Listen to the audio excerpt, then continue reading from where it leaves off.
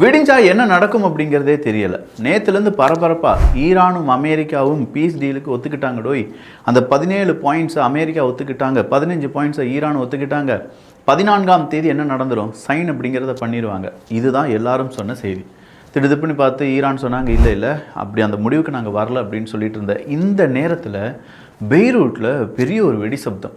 அந்த வெடி சப்தம் யாருடையது, யாரால் ஏற்படுத்தப்பட்டது அப்படின்னு பார்த்தா வேறு யாருமே கிடையாது, அஸ் யூஷுவல் இஸ்ரேல் தான்.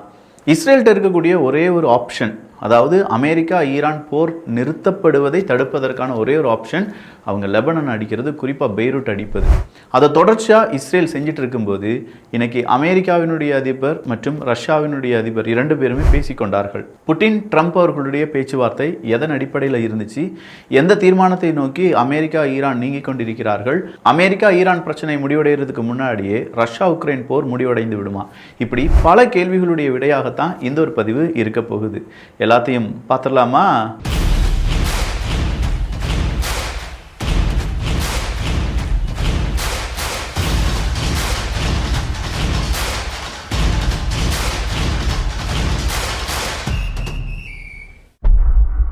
கொஞ்சம் நாட்களாகவே அமெரிக்காவும் ஈரானும் சண்டை போட்டுட்டு இருக்காங்க.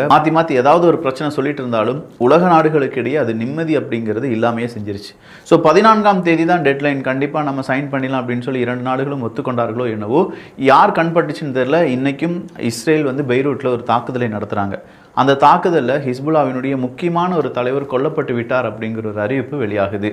சாதாரண தாக்குதல் நடத்தியிருந்தா கூட பரவாயில்ல, அதில் ஹிஸ்புல்லாவினுடைய தலைவரையே கொண்டுட்டாங்க அப்படின்னு சொல்லும்போது ஈரான் என்ன செய்கிறாங்க, ஒரு படி கோவப்பட்டு, எப்பா இது என்ன இஸ்ரேல் இப்படியே செஞ்சுட்டு இருக்காங்க அப்படின்னு சொன்னோன்னே ட்ரம்ப் அவர்கள் இல்லை நான் பார்க்குறேன், என்னன்னு பார்த்துட்டு உங்கள்கிட்ட வரேன் அப்படின்னு சொல்லிட்டு வந்திருக்கார் போல். இந்த நேரத்தில் தான் ட்ரம்ப் அவர்களும் புட்டின் அவர்களும் பேசிக்கொள்கிறார்கள். 4 விஷயத்தை பற்றி கிட்டத்தட்ட 20க்கும் அதிகமான நிமிடங்கள் பேசியதாக செய்திகள் வெளியாக இருக்கின்றன. அதில் முதல் விஷயம், அமெரிக்கா ஈரான் டீல் அப்படிங்கிறது எப்படி இருக்க போகுது, அதுலேயும் குட் பி அனௌன்ஸ்டு டுடே அப்படின்னு சொல்லி ட்ரம்ப் அவர்கள் புட்டின் அவர்கள்ட்ட சொன்னதாக அந்த செய்தி அறிக்கை கூறுகின்றன.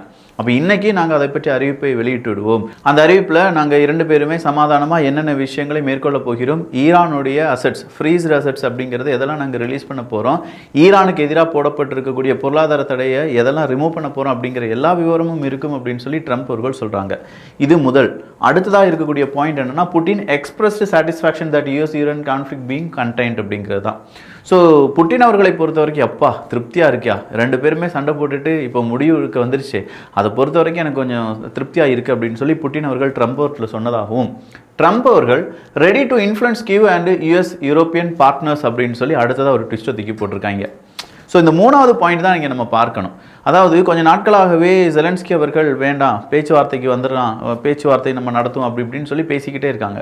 இன்னொரு பக்கமாக ஐரோப்பிய ஒன்றிய நாடுகள் ஆன்டி ரஷ்யா சாங்ஷன்ஸ் அப்படிங்கிறத நம்ம ரிலீஸ் பண்ணணும், எவ்வளோ நாளைக்கு தான் நம்ம ரஷ்யாவை எதிர்த்து இப்படி போர் பண்ணிகிட்டே இருக்க முடியும், அவங்களும் பாவம் இல்லையா அப்படி இப்படின்னு சொல்லி ரஷ்யாவின் பக்கமாக காய் நகர்த்தல் அப்படிங்கிறத செஞ்சுட்டு இருக்காங்க. ஸோ இந்த நேரத்தில் ட்ரம்ப் அவர்கள் என்ன சொல்கிறாருன்னா, ஓகே மச்சான், ஈரான் அமெரிக்கா பிரச்சனை முடிஞ்ச உடனே நான் இன்ஃப்ளூயன்ஸ் பண்ணுறேன், யார்கிட்ட, கியூ கிட்ட, அதாவது உக்ரைன் கிட்ட நான் இன்ஃப்ளூயன்ஸ் பண்ணுறேன், அதே நேரத்தில் ஐரோப்பிய ஒன்றியத்தினுடைய சில நாடுகள் அவங்களையும் நான் இன்ஃப்ளூயன்ஸ் பண்ணுறேன், அப்படி இன்ஃப்ளூயன்ஸ் பண்ணி இந்த உக்ரைன் ரஷ்யா பிரச்சனை முடிவருக்கு கொண்டு வருவதற்கான முயற்சிகளை மேற்கொள்ள போகிறோம் அப்படின்னு சொல்லி அவர் ஒரு செய்தியை சொல்கிறார். இது 3வது விஷயமா இருந்துச்சுன்னா, 4வது விஷயமா, Putin told Trump if Zelensky wants a meeting he should come to Moscow அப்படிங்கிறது தான். ஏன்னா ஜெலன்ஸ்கி அவர்கள் பேச்சுவார்த்தை நடத்தலாம், அந்த பேச்சுவார்த்தை வழியாக தான் இது முடிவுக்கு வரும் அப்படி இப்படின்னு சொல்லிட்டு இருந்த போது, இப்போ புட்டின் அவர்கள் என்ன சொல்லியிருக்காங்கன்னா, ஓகே ஜெலன்ஸ்கி அவர்களுக்கு பேச்சுவார்த்தை நடத்தப்பட வேண்டும் அப்படின்னா நேராக மாஸ்கோக்கு வர சொல்லுங்கள், ரஷ்யாவுக்கு வந்த பிறகு நம்ம ரஷ்யாவில் வச்சு அந்த பேச்சுவார்த்தையை நடத்துவோம், அதுதான் சரியாக இருக்கும் அப்படின்னா அந்த பேச்சுவார்த்தை எப்படிங்கிறத நம்ம யோசிக்கலாம் அப்படிங்கிற ஒரு பாசிட்டிவான விஷயத்தை கொடுத்துருக்காங்க.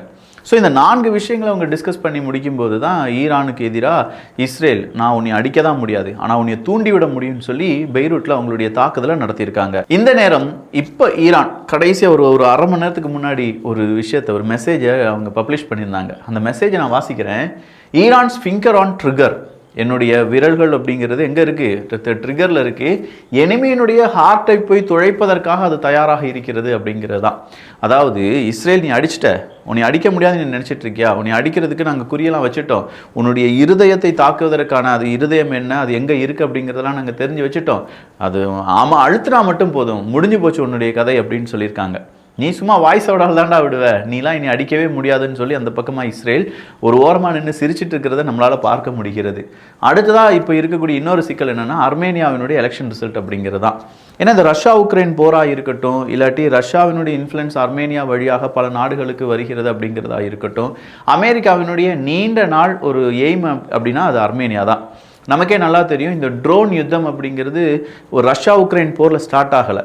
நல்லா பார்த்தீங்கன்னா அர்மேனியா அசர்பைஜான் யுத்தத்தில் தான் ஸ்டார்ட் ஆனாங்க. அதில் தான் துருக்கி வந்து ட்ரோனினுடைய மேனுஃபேக்சரிங் ஹப்பாக மாறிச்சு. இப்போதுமே துருக்கி ஒரு பெரிய இடத்துல இருக்காங்க. அந்த ட்ரோன் மேனுஃபேக்சரிங் அப்படிங்கிறதுல அவங்களை அடிச்சுக்கிடவே முடியாத அளவுக்கு அவங்க இருக்காங்கன்னு வச்சுக்கோங்களேன். அந்த அளவுக்கு இந்த அசர்பைஜான் அர்மேனியா யுத்தம் அப்படிங்கிறதுல அசர்பைஜானுக்கு துருக்கியும் அர்மேனியாவுக்கு ரஷ்யாவும் உதவி செஞ்சுட்டு இருந்தாங்க.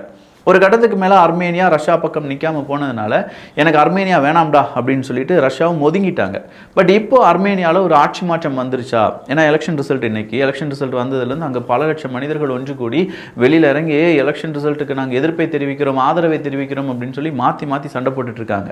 ஸோ அர்மேனியாவினுடைய தேர்தல் ரிசல்ட் வந்த பிறகும் கூட அர்மேனியாவில் பதட்டம் அப்படிங்கிறது இன்னும் நிற்கப்படாமல் அப்படியே பதறிக்கிட்டே இருக்குது. அதுக்கான ரிசல்ட் எல்லாமே நாளைக்கு நமக்கு கிடைச்சிரும். நாளைக்கு நம்ம வியூகத்தில் அந்த செய்தி அப்படிங்கிறது கம்ப்ளீட் செய்தியாக இருக்க போகிறது. அடுத்ததா உக்ரைனுடைய பல இடங்களை நாங்கள் பிடித்தெடுத்து விட்டோம் அப்படின்னு சொல்லி MOD ரஷ்யாவினுடைய மினிஸ்ட்ரி ஆஃப் டிஃபென்ஸ் இந்த செய்தியை வெளியிட்டிருக்கிறார்கள். குறிப்பா உக்ரைனுடைய ராணுவ வீரர்கள், கொஞ்சோண்டு ராணுவ வீரர்கள், ரஷ்யாவினுடைய ராணுவ வீரர்கள் தான் நம்மளை சுற்றி வளைச்சிருக்காங்க, நம்ம எப்படினாலும் தப்பிச்சலாம் அப்படின்னு சொல்லி தப்பு கணக்கு போட்டாங்க.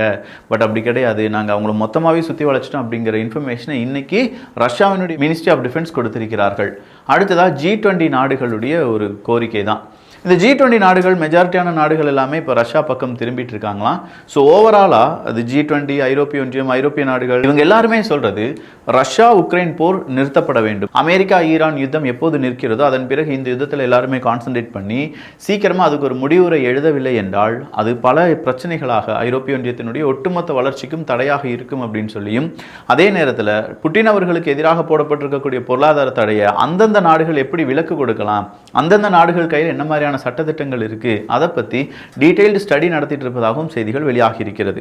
ஸோ ஈஸியாக ரஷ்யாவுக்கு எதிராக போட்டிருக்கக்கூடிய இந்த பொருளாதார தடையை விலக்கி விட்டுறலாமான்னு கேட்டால் இல்லை. இதுக்கு பின்னாடி நாட்டோ சட்டம் இருக்கு, உலக பொருளாதாரம் அப்படின்னு ஒன்று இருக்கு. இது எல்லாமே ரஷ்யாவுக்கு எதிராக போடப்பட்டிருக்கக்கூடிய பொருளாதாரத்தை மையப்படுத்தி தான் இருக்கு. ஒருவேளை ரஷ்யாவுக்கு எதிராக போடப்பட்டிருக்கக்கூடிய இந்த பொருளாதார தடையை ஒரு நாடு விலக்குகிறார்கள் என்றால் அந்த நாடு நாட்டோலேயே இருக்க முடியாத அளவுக்கு நாட்டோவினுடைய சட்டத்திட்டங்களையும் உருவாக்கி வச்சிருக்காங்க. அப்போ இது எல்லாமே ஒரு கன்னிவெடி மாதிரி, தொடர் கன்னிவெடி மாதிரி. இது இந்த வெடிச்சிச்சுன்னா அடுத்தடுத்தாக வெடிக்க ஆரம்பிச்சிடும். அப்போ இந்த மாதிரியான செயின் அஃபெக்ட் ஆகாமல் ரஷ்யா உக்ரைன் போரை எப்படி நிறுத்துவது அப்படிங்கிறத பற்றியான டீட்டெயில்டு ஸ்டடியை இன்னும் சில அமைப்புகள் நடத்தி வருகிறார்கள். அந்த அமைப்பினுடைய உதவிகளை ஐரோப்பிய ஒன்றிய நாடுகள் கேட்பதற்கான வாய்ப்புகளும் இருக்கு. இந்த நேரத்தில் ரஷ்யாவினுடைய ஆயுதங்கள் மட்டும் இல்லாமல் ரஷ்யாவினுடைய ஹை ஸ்பீடு ஷிப்ஸ் அப்படிங்கிறத இந்தோனேஷியா அக்செப்ட் பண்ணிக்கிட்டாங்க என்பது அடுத்த தகவல். ரஷ்யா ஆல்ரெடி நமக்கு தேவையான S-400 அனுப்பிட்டாங்க அப்படிங்கிற செய்தி நம்ம படித்தோம். இப்போ இந்தோனேஷியாவுக்கு தேவையான ஹை ஸ்பீட் ஷிப் எல்லாத்தையுமே ரஷ்யா தான் மேனுஃபேக்சர் பண்ணுறாங்க. ரஷ்யாவினுடைய இந்த ஹை ஸ்பீட் ஷிப் எனக்கு கரெக்டாக இருக்குது, அதனால் யார் என்ன சொன்னாலும் சரி, எந்த நாடு எனக்கு எதிராக பொருளாதார தடை விதித்தாலும் சரி, நான் ரஷ்யா கூட தான் ட்ரேட் பண்ண போகிறேன் அப்படின்னு சொல்லி இந்தோனேஷியா சொல்லியிருக்காங்க. இந்தோனேஷியாவே இப்படி சொன்னாங்கன்னா தாய்லாந்து, வியட்நாம் மாதிரியான நாடுகள் அவங்களுக்குள்ளேயே ஒரு பிளாக் அப்படிங்கிறத, அதாவது எப்படி G7 நாடுகள் இருக்குது, G20 நாடுகள் இருக்கோ அதே மாதிரி இந்த 2 நாடுகள் மட்டுமே ஒரு குரூப்பை உருவாக்கியிருக்காங்களாம். வருங்காலங்களில் கண்டிப்பாக ரஷ்யாவினுடைய பார்வை இங்கெல்லாம் வரும். அப்படி வரும்போது ரஷ்யா நம்மளெல்லாம் அடிப்பாங்க. அந்த நேரத்தில் இந்த கூட்டு அப்படிங்கிறது நமக்கு உறுதுணையாக இருக்கும் அப்படின்னு சொல்லி தாய்லாந்து மற்றும் வியட்நாம் நாடுகள் கூறி வருகிறார்கள். இதில் இன்னொரு விசித்திரமான உண்மை என்ன அப்படின்னு கேட்டிங்கன்னா, இந்த வியட்நாம், தாய்லாந்து, இந்தோனேஷியா அப்படிலாம் சொல்லும்போது ரஷ்யா இந்தியாவினுடைய கூட்டு முயற்சியான பிரம்மோஸ் வாங்குவதற்கும் வாங்கிவிட்டார்கள் அப்படிங்கிற ஒரு செய்தியும் இதன் அடிப்படையில் நாம் தெரிந்து கொள்ளலாம். ஸோ இஸ்ரேலினுடைய இப்போதைய தாக்குதல் அப்படிங்கிறது தான் பெருசாக இப்போ பேசப்படக்கூடிய உலக அரசியல். இதில் அமெரிக்கா மற்றும் ஈரானுடைய பேச்சுவார்த்தை ஒருவேளை ரத்தானது என்றால் அதற்கு முழு காரணமும் இஸ்ரேல் அப்படிங்கிற நாட்டை எல்லாருமே குறிப்பிடுவார்கள். வரலாற்று பிழையாக இது இஸ்ரேல் செய்யறதுக்கான வாய்ப்புகளும் இருக்கு. ஏன்னா அமெரிக்கா ஈரான் யுத்தத்தில் கடைசி சில நிமிடங்கள், சில மணி நேரங்கள் மட்டுமே எஞ்சி இருந்துச்சு. அதாவது அந்த பீஸ் டீலுக்கான மணி நேரம் 2 நாடுகளுமே டிஸ்கஸ் பண்ணிட்டாங்க. ஃபர்ஸ்ட் அதை அக்செப்ட் பண்ணி ஒவ்வொரு பாயிண்டாக வாசிச்சு 2 பேருமே அக்செப்ட் பண்ணி தான் அந்த டீல் அப்படிங்கிறத சைன் பண்ண போகிறதா சொல்லியிருந்தாங்க. அதெல்லாம் நீங்கள் சைனே பண்ணக்கூடாதுரா, நான் இதோ அடிச்சிட்டேன் பெய்ரூட் அப்படின்னு சொல்லி இன்னைக்கு இஸ்ரேல் நடத்தின தாக்குதல் காரணமாக நம்முடைய அமைதியும் கச்சாயினுடைய விலை அப்படிங்கிறதும் தங்கத்தினுடைய விலை அப்படிங்கிறதையும் தீர்மானிக்கக்கூடிய சக்தியாக மீண்டும் அந்த போர் உருவாக போகிறது. அந்த போர் வராமல் அமெரிக்கா சொன்ன மாதிரி இல்லப்பா ஈரான் அவங்க இனிமேல் அடிக்க மாட்டாங்கன்னு சொல்லி ஒரு உறுதியை கொடுத்து அந்த உறுதியை எனக்கு நீங்கள் டாக்குமெண்ட்ல ரெஜிஸ்டர் பண்ணி தரணும், இல்லாட்டி நீங்கள் கையெழுத்து போட்டு தரணும் அப்படின்னு சொல்லி ஈரான் கேட்டால் கூட அதுவும் பெரிய அளவில் ஒரு ட்விஸ்ட் தான். ஸோ இந்த ட்விஸ்ட் எல்லாமே நாளைக்கு காலையில் நமக்கு தெரிஞ்சிடும். இந்த வீடியோ பார்த்து முடித்த கொஞ்சம் நேரத்திலே அந்த வீடியோ வரும்.